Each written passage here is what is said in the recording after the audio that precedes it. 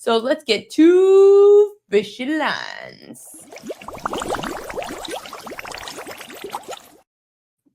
Fishy lines. We've got a lot today, so buckle up.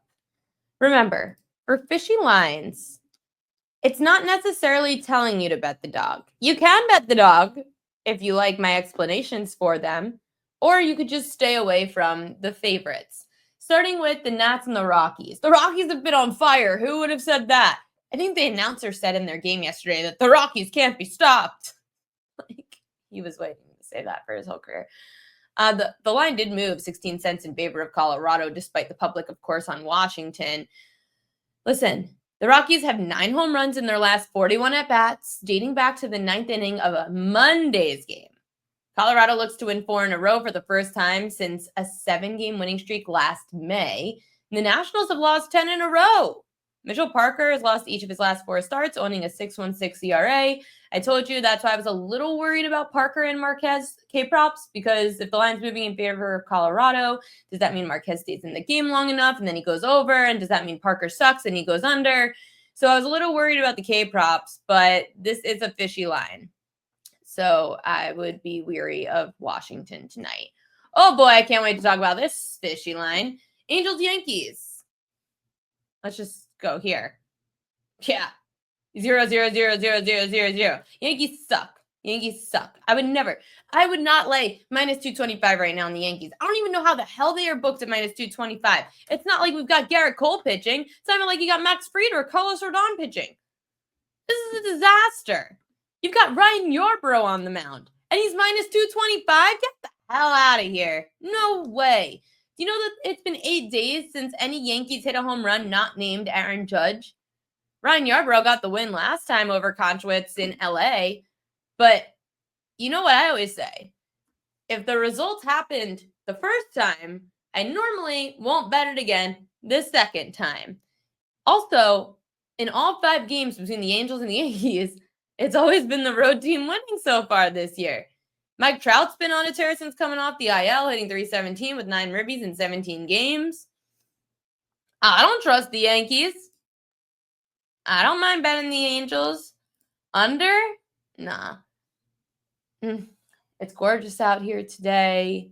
Maybe the ball travels a little. I don't know. Jessica might have the, what did you say? Rockies have been priced to better favor the last several weeks. Inevitable traffic in a good way. Yeah, they've been good. Yeah, I don't really have interest in betting. I'm a Yankees fan. We suck right now. I'm a Yankees fan too. I don't have interest in the under just because these two teams saw each other already recently, and these two pitchers matched up like a couple weeks ago. Jessica, if you like anything about the under, you can let me know. Did I see the number move at all in the total? 9.5 was what it was last night. Still 9.5 today with a little juice to the over. I don't know. I know you're saying under because the Yankees can't score, but Jessica plus 194. I think the Yankees raked today. Castellanos back from his benching. Anytime home run. Joe, only if we go to war are we going to hit a home run prop on Castellanos. If we go to war, absolutely. Go bet him. That's why I was laughing yesterday, actually, because it would, sorry, I was looking at Jessica's dad. So yesterday when there was all this stuff going on about like potential like Iran and Israel conflict and America coming in, and they said Castellanos said something to Rob Thompson, his manager, that made Thompson sit him yesterday. I'm thinking, is he saying to Thompson, we're going to war? Rumor is he told Rob Thompson Canada's never winning the Stanley Cup again. I thought he said we were going to war. And he was going to try to like get some kind of boost because, you know, Castellanos always homers when big conflicts in the world happen or big events in the world happen.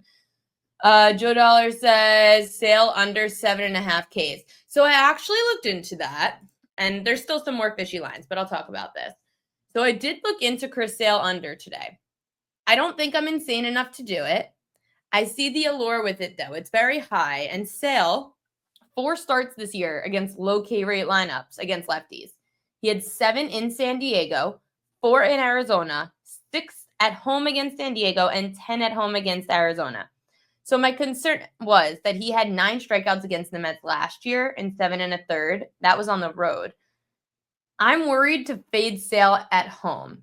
So the only concern, despite the Mets going under 7.5 Ks and 7 of 10 since May 1st against lefties, despite 10 of the 16 lefties to face the Mets going under their K prop, averaging 4.4 strikeouts a game, despite all of those stats pointing towards the under, it just means I won't bet the over.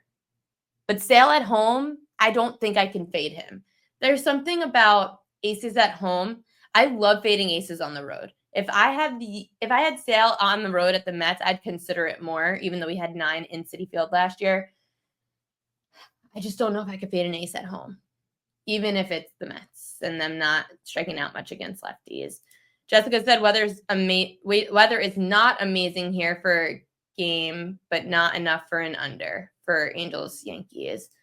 Aaron, Yankees first 5, Judge 1 or more hits, Yankees under 5.5, LA money line, Jack 5+ Ks. Jesus Christ, dude. How many more conflicting plays do we want to have here? That's pretty crazy. Jessica said, I honestly think closer to 11 by my numbers. No under there. I don't know what we're talking about. Okay, Sale gets 7 today, Joseph Rodriguez says. Jessica said, Rogers under 3.5 K plus 130. If you want my pick for a K, you can bet it now. Interesting. See, actually, that's a good segue into my next fishy line, Orioles Rays. This line moved 10 cents in favor of the Orioles, despite the Rays getting majority of the, the Rays are getting the majority of the bets, but the money's on the Orioles and the line's moving in favor of Baltimore.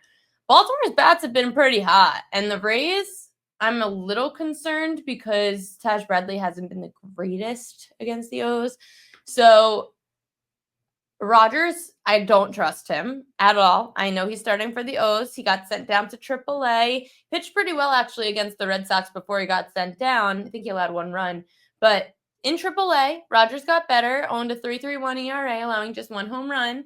The Orioles, they've won 15 of their last 22 games. Gunnar Henderson, great numbers against the Rays, hitting 365 in his last 20 against Tampa. The O's bullpen finally has found themselves. They have thrown 14 1/3 consecutive scoreless innings, owning a 1.09 ERA in their last 14 games. Finally, Felix Bautista's looking like himself again, the Orioles closer. Taj Bradley had his worst start of his career against the Orioles last year, allowing 9 runs. That was on June 1st. He's 1-3 with a Taj Bradley's 1-3 with a 4.50 ERA in his last 6 starts, so he's been struggling a bit. 10-cent move in favor of the O's. Doesn't mean, though, that we're going to see a lot of strikeouts by Trevor Rogers because the Rays really don't strike out that much, which is why Jessica likes the under here for a plus money play at plus 130. Very good value for a starter on the road against a very low K rate team. Orioles bats versus Bradley are way one-sided for Baltimore. Exactly. Joe likes the under in the Braves game tonight. I don't mind that with Sale at home. 90 games left. Atlanta will be fine. Ronald does a big deal for that lineup. Orioles now minus 105. See, that line's flipping. Damn. Lots of money coming in on Baltimore. Fishy line. This is the last one. Cardinals, White Sox. This one I love the least, but I'll tell you why it's moving against the Cards, despite majority of action coming in on Sonny Gray. He sucks on the road. Sonny Gray at home, 5-1, 2.85 ERA. On the road in 5 starts, 5.88 ERA.